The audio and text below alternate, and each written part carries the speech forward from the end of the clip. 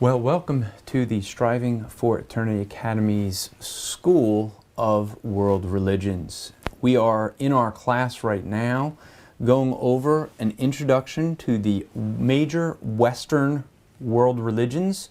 As we are going through this, we welcome any new students. This is a ministry of Striving for Eternity. You can find out more about Striving for Eternity at strivingforeternity.org. My name is Andrew Rappaport. I am today's instructor. We're going through lessons that you can get at Striving for Eternity at our store at strivingforeternity.org, the study of the major Western religions. It is a syllabus you can pick up if you want to get a copy and follow along. You will find it valuable because you're going to find a whole lot of things in the syllabuses that, well, we don't always have opportunity to go over. And it's going to just be good to get things, keep things together and organized. Now, another resource that's going to be very helpful is a book that I wrote called What Do They Believe? It is a systematic theology of the major Western religions, and so that book is available at the store.strivingforeternity.org, or on Amazon. You can get it at either of those two locations.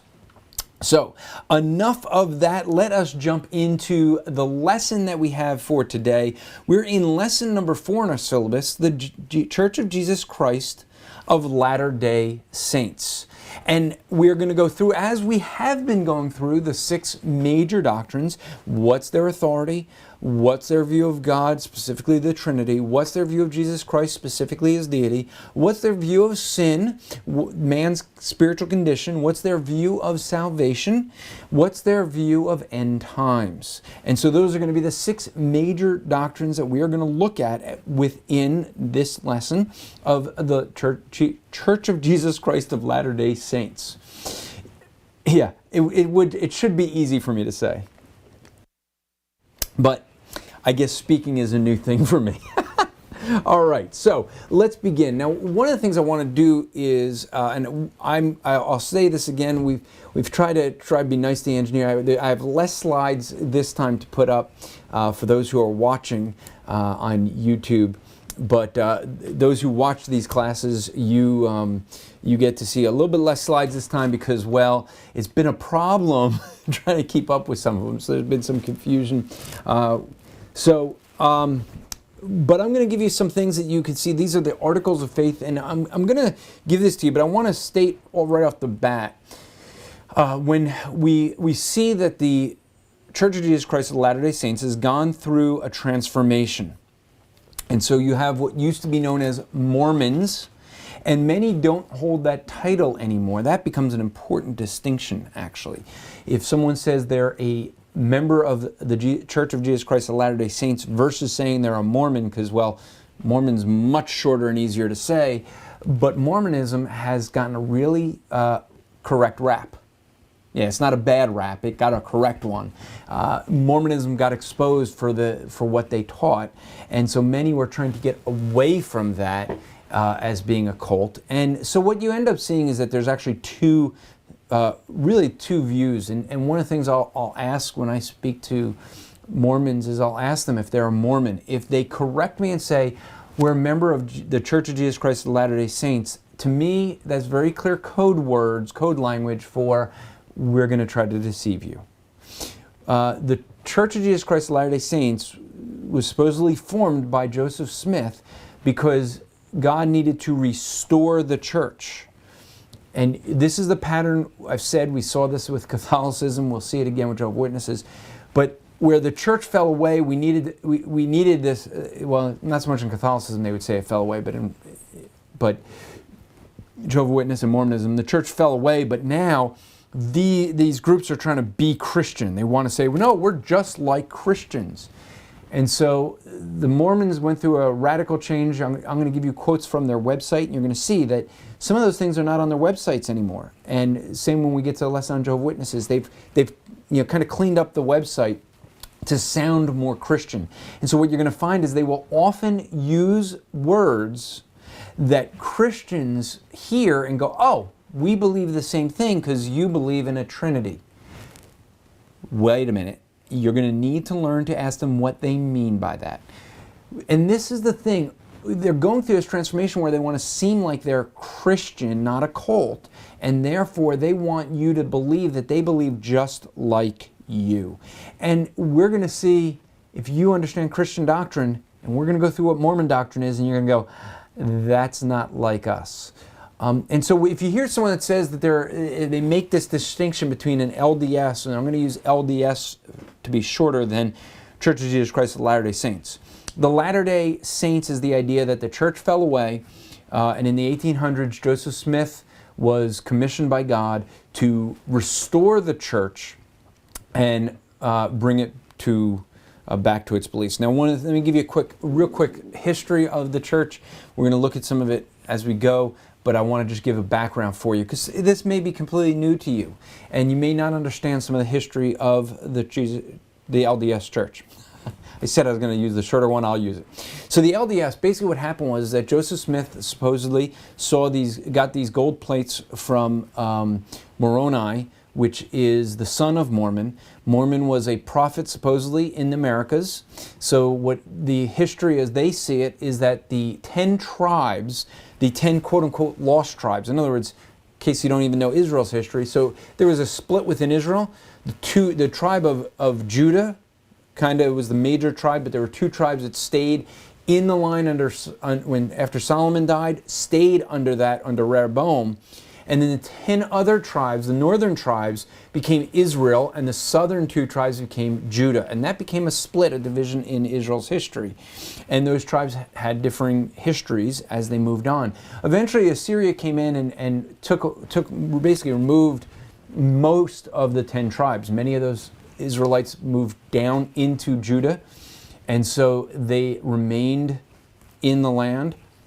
But the idea in Mormonism is that those 10 tribes were not really lost. They were lost to the Middle Eastern world. They came to America. I've never really gotten a clear understanding of how exactly they got here, but all 10 tribes got here. And so after Christ preached the gospel in his day and age in the Middle East, afterwards he came to the Americas and preached the Gospels to the 10 tribes of Israel here in America known as Native American Indians. And so he was preaching to them.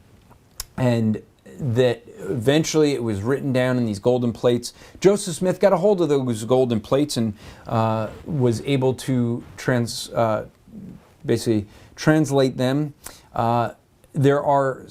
We'll get into that, but it's basically what we know as the Book of Mormon. So I'll get into what that is in a moment. But this history is important to understand. So they believe that the church fell away. Joseph Smith was restoring it. One of the things, just some background on Joseph Smith, you have to understand, this is documented fact. Joseph Smith, before he became the leader of the Mormon church, Joseph Smith was arrested several times for being a con artist. I think his character gets called into question when we look at what happened with this religion. It's not that God can't regenerate a con artist and use him for his glory. God can do that. But if you're going to start a religion, I would just say if you have these golden plates that God reveals to you, everyone should be able to see them as evidence and be able to look at it and do translation. We'll get to there in a moment. And I'm going to give, in this case, there's some ministries to make note of. If you are looking at Mormonism, you want to learn more, a couple of resources. One is you can look at my book, What Did They Believe? I mentioned already, you can take these classes. Some other resources I'm going to recommend to you, I don't have a slide for it, but you can look at carm.org, Christian Apologetics Research Ministry. They have a lot of material. And they're friends with Striving for Eternity, good ministry there. So you could go there and find a lot of resources. You can go to Mormon Research Ministries, that's mrm.org. They have a lot of materials specifically on Mormonism. I was influenced greatly by a lot of material by Sandra Tanner. She was a Mormon, grew up that way and came out of it. And I mean, I don't know anyone really, who's got more documents, just different ways of looking at things. And I think the reason I'm so intrigued by her is her critical thinking skills are similar to mine, and she likes to seem to ask similar questions like I do. And you're going to see some of those. I'll try to reference what things where that happened. So there's some resources you can go to. All right, let's dive in. What does the LDS Church believe? This is from, used to be on their website. I don't know if it still is after their purging of material, but this is their Articles of Faith. I think this should be up there.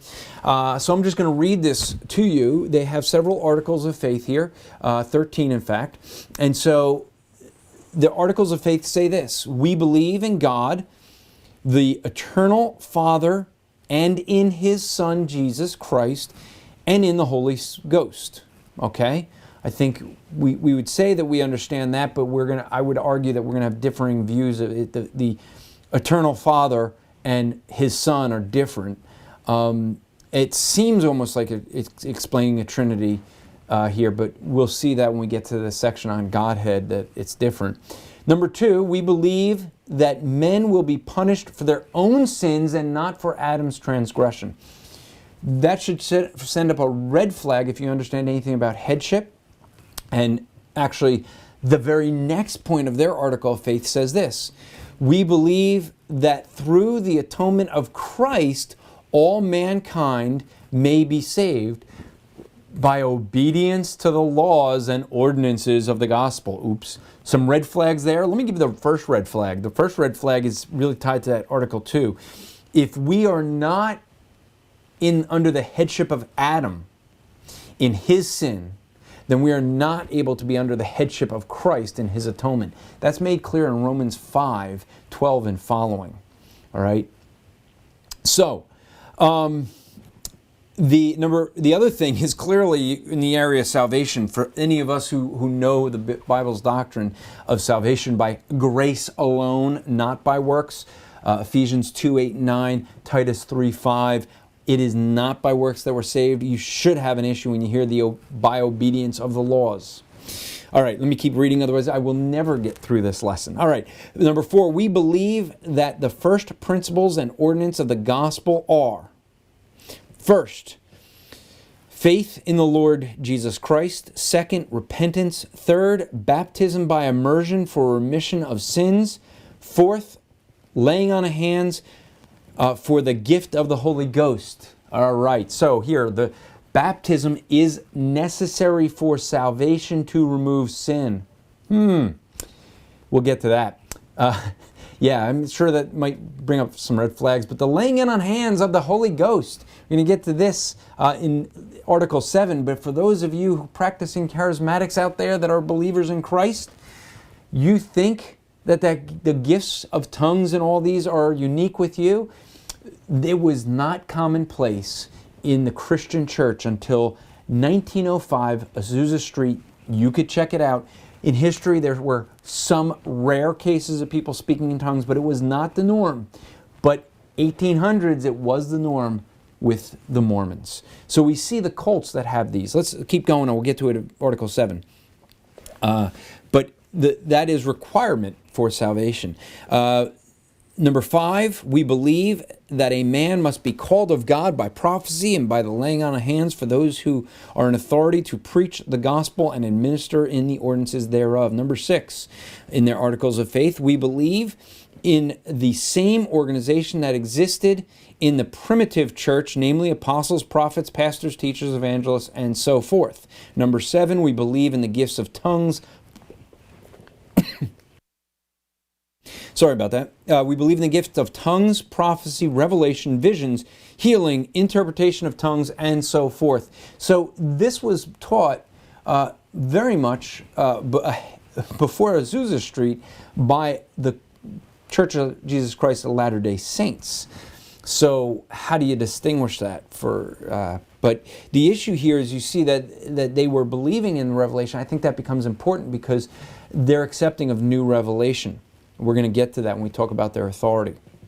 Number 8, we believe that the Bible is the Word of God. Note this. We believe the Bible to be the Word of God as far as it is translated correctly. We also believe the Book of Mormon to be the Word of God. So right there you see that some of that we're going to talk about in their authority, their view of the Word of God, as long as it's translated correctly. Some have recently I've seen changes where it says interpreted correctly, interpreted by their authority. So number 9, we believe all that God has revealed, all that He does now reveal, and we believe that there will yet reveal many great and important things pertaining to the kingdom of God. So you see, Revelation is continuing. Number 10, we believe in the literal gathering of Israel, in the restoration of the 10 tribes, that Zion, the new Jerusalem, will be built on the American continent, that Christ will reign personally upon the earth, and that the earth will be renewed and receive his paradisical glory.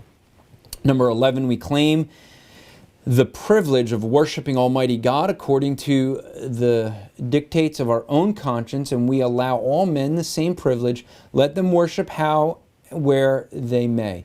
Number 12, we believe in being subject to kings, presidents, rulers, and magistrates, in obeying, honoring, and sustaining law. That's actually the opposite with Jehovah's Witnesses, who don't see themselves under law. Number 13, the last one of the articles of faith, we believe in being honest, true, chaste, benevolent, victorious, and in doing good to all men. Indeed, we may say that we follow the admonition of Paul. We believe all things, hope all things, we endure many things, and hope to be able to endure all things, if there is any virtuous, lovely, or good report or praiseworthy, we seek after these things. So there you get what they've summarized 13 articles of faith, what they believe. They are, you will see, if you come upon Mormons, you're going to find that they try to live a very moral life because of the way they live, being that they really do stay to other Mormons, and so outwardly they seem very moral, very much focused on family. There are many who I've spoken to that come out of Mormonism more so, that will tell about an inner struggle of trying to live a perfectionist lifestyle. To be seen as being perfect, it is difficult to, it's actually impossible to live a completely moral life according to God's word, but they're trying, and that becomes an issue for many. So let's look at number 1. Let's look at what is their authority. All right. So what is the authority in the Mormon Church? Well, the first authority that they hold to, and we already saw this in their articles, is the Bible. Their 8th article states, we believe the Bible to be the Word of God as long as it is translated correctly. We also believe in the Book of Mormon to be the Word of God.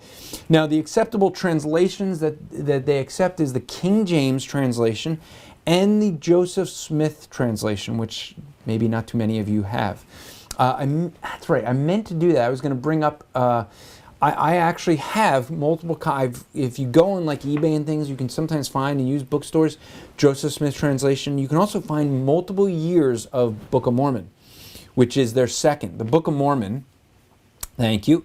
Book of Mormon is really a doctrine, an authority that they hold to. The reason it's important to look at different years of the Book of Mormon is because there were changes that occurred.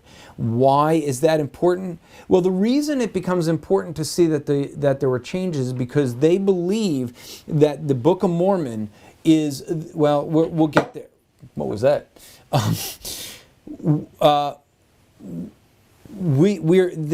Book of Mormon is going to argue that it is going to be the most correct book in history. So the Book of Mormon, if you look at in your notes there, the Book of Mormon claims to be another witness that Jesus Christ really lived, that he was God's son.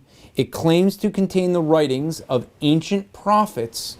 Some of those prophets led a small group of people from Jerusalem to the American continent about 600 BC. Now, if you understand something of what I just said with Israel's history, I just want to point this out.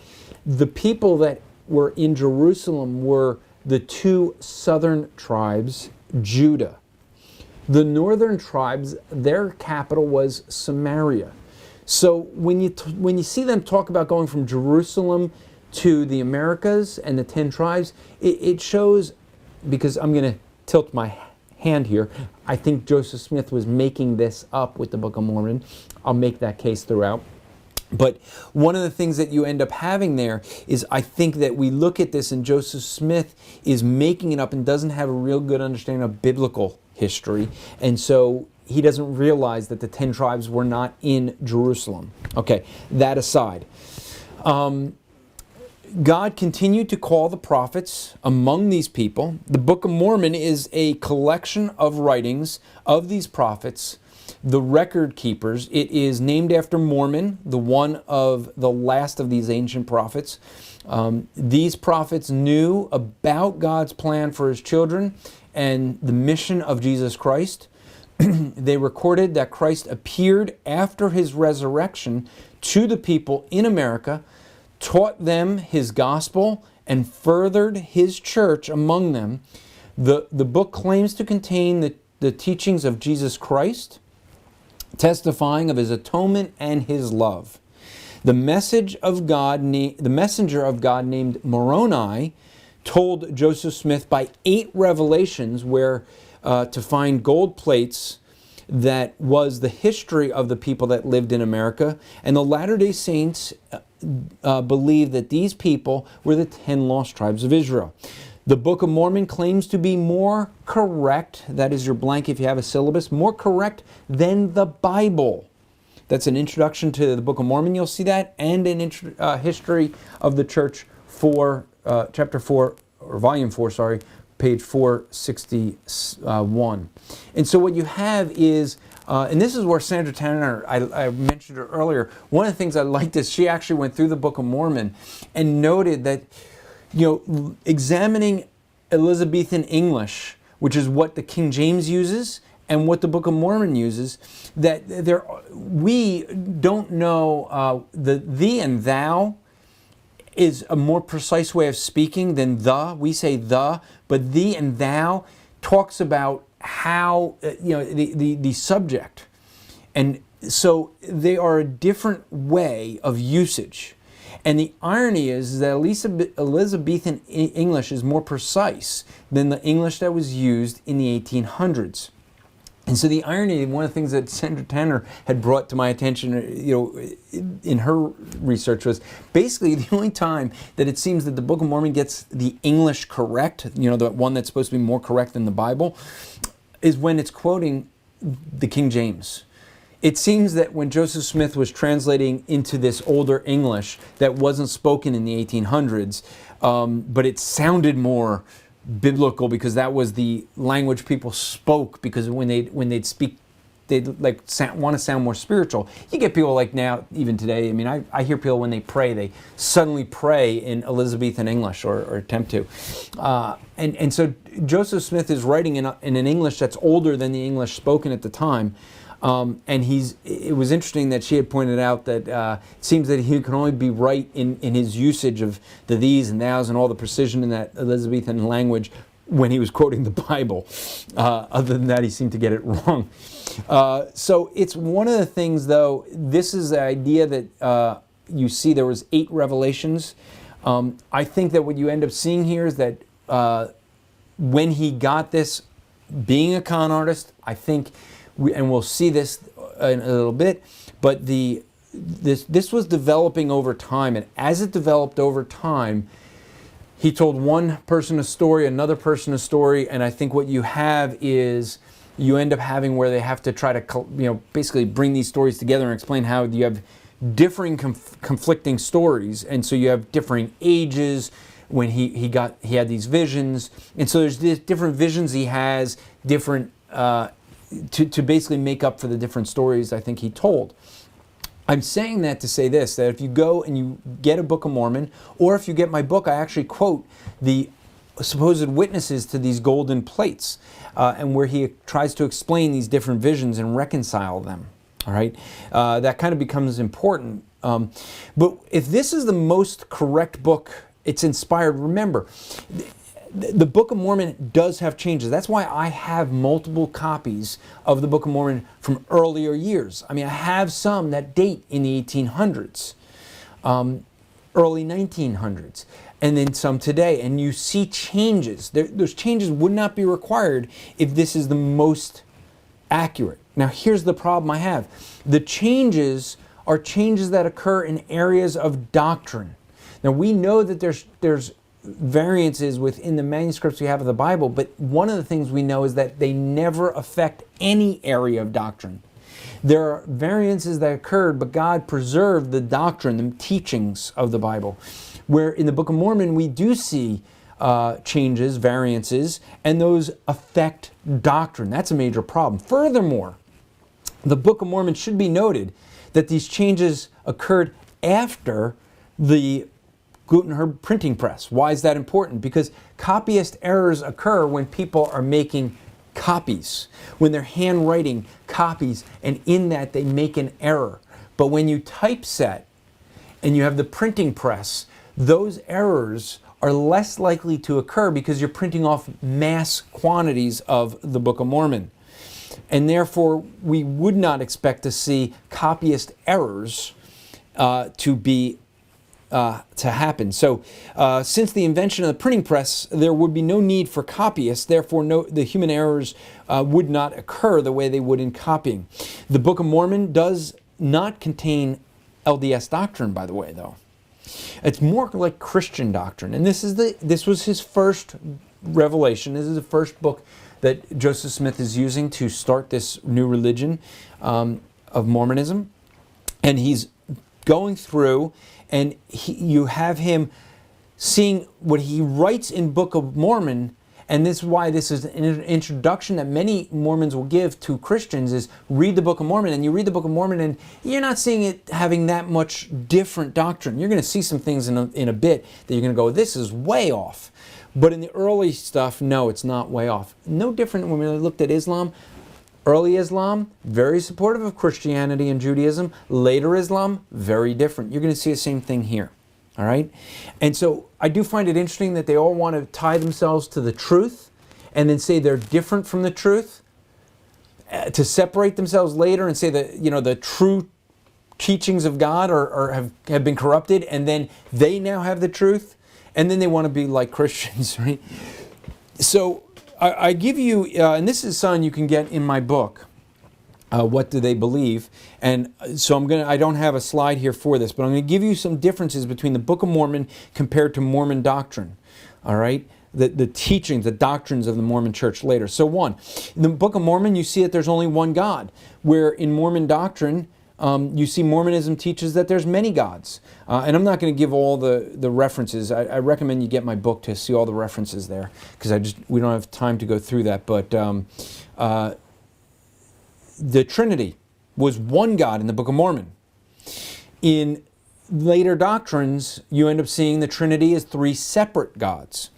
In the Book of Mormon, God is unchanging.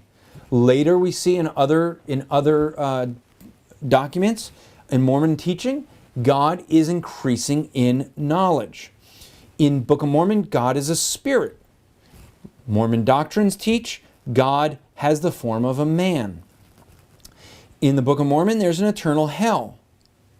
In Latter-day Saints' teachings, in their doctrines, hell is not eternal. In the Book of Mormon, polygamy is condemned.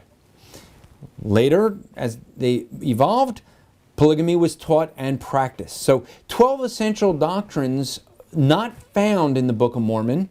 So if this is the most correct book on earth, as it says in History of the Church 444, volume 4, 461, if it's the most correct on earth, why are these 12 essential doctrines missing? Like the church organization. I'll give you a chart on that in just a moment. But the plurality of gods, the plurality as wives doctrine, different than what you see in the Old Testament because it's tied to what I'm going to say in number 6. But number 4, the word of wisdom. God is an exalted man. Number 6, the celestial marriage. That's tied to their plurality wise. Men becoming gods. The 3 degrees of glory. Baptism for the dead. Eternal progression. Their views on the Aaron's priesthood and the Melchizedek priesthood. Okay, so there's some differences there. Those things are not in the Book of Mormon. So the Book of Mormon is kind of like the intro, get you started. And what you end up finding is it's not going to be that far off until you get to the next book. All right. The next one is Doctrine and Covenants, D&C. This is a slide. There you go. Doctrine and Covenants. And so Doctrine and Covenants now, and in my book, What Do They Believe? I give you some explanatory notes right from Doctrine and Covenants. If you don't have a copy of that, you can pick that up. And what you're going to see with this book is that Doctrine and Covenants claims to be a collection of divine revelations. That's your blank there. A collection of divine revelations and inspired declarations given for the establishment and regulation of the kingdom of God on earth in the last days. The book of Doctrine and Covenants is one of the standard works of LDS. However, Doctrine and Covenants is unique because it does not claim to be a translation from some ancient documents, but it is one of the modern being 1800s, the modern origin, and claims to be given of God through chosen prophets for the restoration of His holy works and the establishment of the kingdom of God on earth in these days. Now, here's one of the problems I have with this. When you look at these things and they say this is inspired of God, but their doctrines change. Some of the things we're going to get to, but one of the things is they had a view that black people were people that rebelled against God, spirits that rebelled against God with Satan in this war that happened in heaven. And those spirits come to earth as black. Those that sided with God come back as white. You want to take a guess what color Joseph Smith was? Just saying. And then those that didn't choose sides come back as, as yellow people. Or, they have a problem with saying red people because who would be the red? Oh, that would be the Native Americans. Those are supposed to be the Israelites, right? So the Israelites were God's chosen people, yet they were the souls that didn't choose sides. Yeah, that's a problem I would see. One of the things with the Book of Mormon, actually, that was very interesting, I had written a computer program years ago to calculate birth rates. And I allowed for different things like the birth rates before the time of Noah to calculate how many people would have been alive during the flood, things like that, and calculate basically the population growths that would occur. I ended up using that same calculations and I applied it with the Book of Mormon that I read. Here's the thing I discovered. You have more people dying than could possibly be born at the birth rates and the life expectancy at the people during that time period. That becomes a real problem. I understand that the Mormon Church says they have all this archaeology that supports Mormon doctrines hidden away. Well, if it's hidden away, no one can see it and verify it. You see, when we get documents or we find new evidence, we put it out there. 2 Corinthians 13:8, you can do nothing against the truth but by the truth. We have the truth, so we can put that stuff out for all to see. We don't have to say, hey, we got it hidden. It's so sacred, no one can see it. Just take our word for it. Those are the words of deceivers, okay? Christians put all those documents out there and say, let's examine, let's study. When we found the Dead Sea Scrolls, it's out for people to review. Where there's careful handling of it because it's fragile, but they try to get ways that could be photographed without ruining it so that it could be widely spread. This is the difference. And so when you get to the Pearl of, I'm getting ahead of myself, the Doctrine and Covenants, it is an introduction to their later works, okay? And so you end up seeing they have corrections. These blacks could not be priests. And priesthood is very important in Mormonism. They couldn't be priests. But then in the 80s, that changed. And even their documents changed to allow that. You end up seeing that if this is from God, all of a sudden, God changes. He never needed to change until kind of recent when that was frowned upon to have this. And so, again, if this is God's word, there shouldn't be changes in it like you'd have after the printing press. You wouldn't need those changes. However, there's changes due to cultural changes that we had, such as blacks in the priesthood, which led some to conclude that the LDS God is a God who changes. So how can you trust a God who says he's never going to change, and this is true today, but not true tomorrow? All right, let's see if I can at least get through the rest of their authority. I thought I'd get further. Pearl of great price, that's the next one. The pearl of great price, I have some notes in my book there on the pearl of great price. But in here, what you have as a pearl of great price is a selection of choice materials touching on many significant aspects of faith and doctrine of the LDS. This is an important product by Joseph Smith, published in the church periodicals of his day. Now, here's the reason this becomes really important. When you have this sort of material, where you're saying you have these other documents, we already said most of the doctrines of the LDS are found in Pearl of Great Price, Doctrine and Covenants, not in the Book of Mormon. Therefore, if the doctrines are based out of these other works, and these other works are the ones that define really how to live life and correct the older things and give the guidance, then which one really becomes the authority? It's not the Book of Mormon, which is supposed to be the most accurate. It is Pearl of Great Price and Doctrine and Covenants. They become the authorities. Okay? And they become the ultimate authorities because those are the things that are going to be used to interpret the Bible and the Book of Mormon. Therefore, the thing that you hold as the ultimate authority is the thing that you're using to interpret the others. It ends up just like when we talked about Roman Catholicism, and we showed how Roman Catholicism uses the church structure, the church leadership, and their traditions to interpret the Bible. Therefore, the church and their traditions become the ultimate authority over the Bible. In this case, it's Doctrine and Covenants and Pearl of Great Price that become the ultimate authority over the Book of Mormon and the Bible. Now, the Church of Latter-day Saints actually becomes an authority as well. The Church of Jesus Christ of Latter-day Saints states that it is, quote, the only true and living church upon the face of the earth. Do we have, I think it's, well, it should be the first slide. That's it. There we go. The only true and living church upon the face of the whole earth. Oh, I didn't, oh, that's nice. I didn't rename the slides for you. Okay, that'll be fun. Sorry about that. It just says slide 171. Sorry, I will try to correct that for you for next week. All right, so the LDS Church states that when Jesus Christ lived on earth, he organized his church so that his people could receive his gospel and return one day to live with God. After Jesus Christ ascended to heaven, his apostles continued to receive revelation from him on how to direct the work of his church. However, after they were killed, members of the church changed the teachings of the church and he had established. While many good people and some truth remained, this apostasy or general falling away of the truth brought about the withdrawal of the church on earth.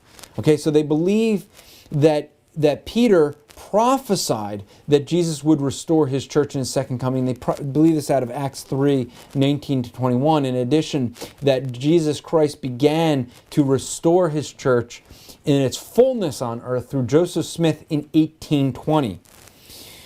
It's grown to become a worldwide organization of over 11 million members, and it claims it's one of the fastest growing religions. I think Islam's taken that over. But what you end up having here is an issue. Jesus Christ said in the Bible that his church would not fall away. And so again, you see the same thing we saw with Islam, that you end up seeing that they have to argue that the church fell away, that the writings were lost, that the truth was lost, that we didn't quite have everything, and it needed to be restored by this new prophet, whether it be Muhammad or Joseph Smith. So 1800 years we had to wait for the truth to be restored. Wow, that's a long time, right? I mean, you end up seeing that this, I believe, if the Mormon church is true, then Jesus Christ is a liar. Because he said the gates of hell will never prevail against the church. The church would never fall away. And yet the Mormon church is based on the church having fallen away and needing to be restored. All right? And that's a real problem. Boy, oh boy, I wanted to get through so much more. Let me at least, there's at least the slide that has the hierarchy, if you can put that up. All right, so here we have the hierarchy of the church, the Church of Jesus Christ of Latter-day Saints. Now, the reason I bring this up and put this up here is you can see how much hierarchy they have. They say they follow, if you remember I said, they say they follow in their articles the hierarchy that's in the Bible. I don't know if you could read that, but you see the top one is the first presidency or prophet. Presidency wasn't in the Bible. That's something that's from America that came up with president. So he's a president or a prophet. But then there's 2 counselors. And those counselors, under them is a quorum of 12 apostles. And under them is the 70 quorum. Right, so you're seeing some notions, the 12 apostles, the 70 are the 70 that were sent out. Then you see stakes, and the stakes are area presidents. And then you see wards that are under those states. And then under each of those, there's a bishop. And those bishops then are over, each bishop is over the congregational members. I only remember the Bible talking about, pastors and deacons. Yes, there was an office of apostle. I would say they don't exist anymore, but there's an apostle, there's prophets, there's an evangelist. I don't think we have most of those anymore. I think we have pastor and deacon.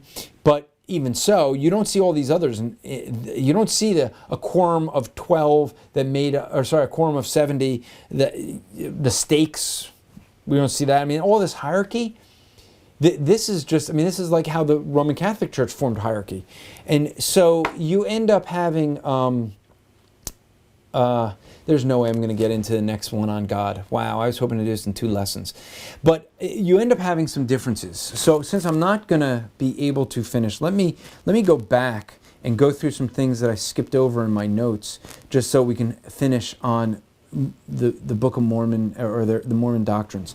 So one of the things that we have is that when we compare a record of the volumes of Scripture with the Bible, you're going to see, their Scriptures, with the Bible, you're going to see that there's some Book of Mormon, there's some similarities. It's supposedly written to the Indians. It's going to argue that it's a complete writing it's like a companion to the Bible. One of the issues is that an interesting thing, again, Sandra Tanner brought out that I really found fascinating.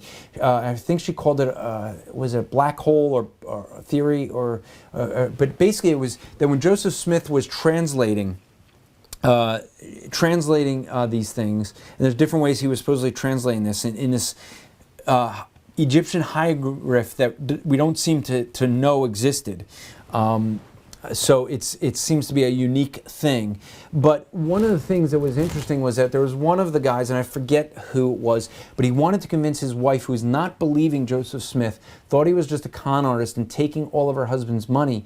And he wanted to convince his wife. And so it took a lot of pleading, but he convinced Joseph Smith, please, would you let me show my wife these volumes that we're translating, because he was involved in helping in the translation, and let me show her the originals that we have, the translation, so she could see it's true. And so he let her have it for, I think it was 3 days, and then the way the story goes, we've never found those copies. She did something with them. No one knows what. And so the argument that was made was that he probably was nervous. I mean, if it was from God, he could just translate them again, right? If it's from God, God would know what he said the first time. But instead, Joseph Smith ended up saying, as a judgment on her unbelief, he was going to only summarize what was said, and therefore you don't have the full account. Now, being that in my position, I would think that he did that because he couldn't remember what he said, and he probably was very much afraid that she was hoping he would try to do that again and translate it word for word again, and she could pull those documents out and go, see, he's a fake.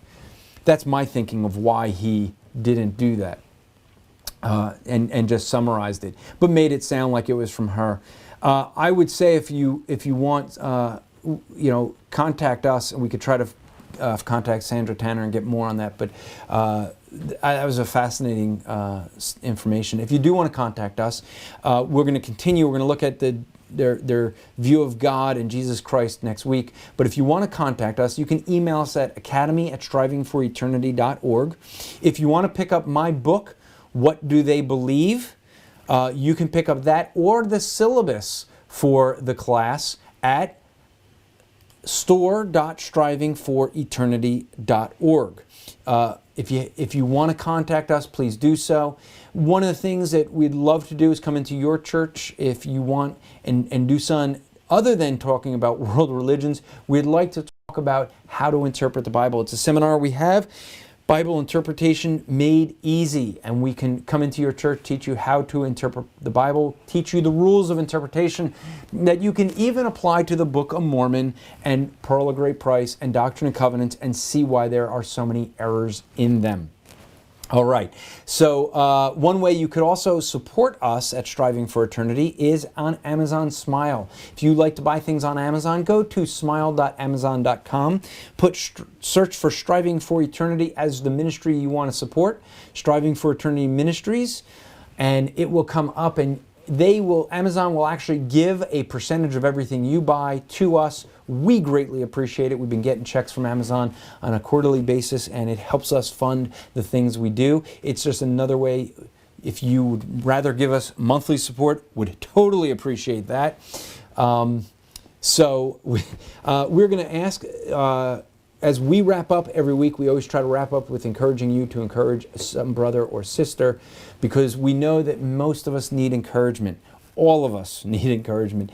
But unfortunately, you know what? The most encouraging things that are ever said about us are usually said when we're dead. That's right. Funerals, you hear the most encouraging things about people. I want to encourage you to encourage people today while they're alive. Let them know how much value they are in your life. And so what we do is we highlight a different person, a brother or sister of encouragement, and they're called a C-bro or C-sis, a Striving for Eternity brother or sister of encouragement. And so if you would like to encourage someone, we encourage you to let us know. But this person that we're encouraging is a sister, Christina LeBron. She just gave birth to her first son. She's got 2 girls. It was difficult. Won't go into details because I'm going to let her explain whatever she wants to make known publicly. But she's having some difficulties, and so the child is having some difficulties as well. Very hard, and they have a child that their middle child now who has food allergies, makes it really difficult, has a skin condition. So it becomes a greater difficulty when you're bringing in a new child that takes all the attention, and you have children that still need special care. So encourage you to encourage her. She continues to try to do what she can for the Lord, and she is a sister that is always encouraging other people. And so she really is someone who I've had the opportunity to watch her grow in Christ in the knowledge of His Word, and just seeing how she takes God's Word and is very quick with understanding His Word and how to properly apply it to things. So would you encourage her this week as she is having with her newborn child just a new stage of life? And so encourage you to encourage her. And until next week, I want to encourage you to remember to strive to make today an eternal day for the glory of God.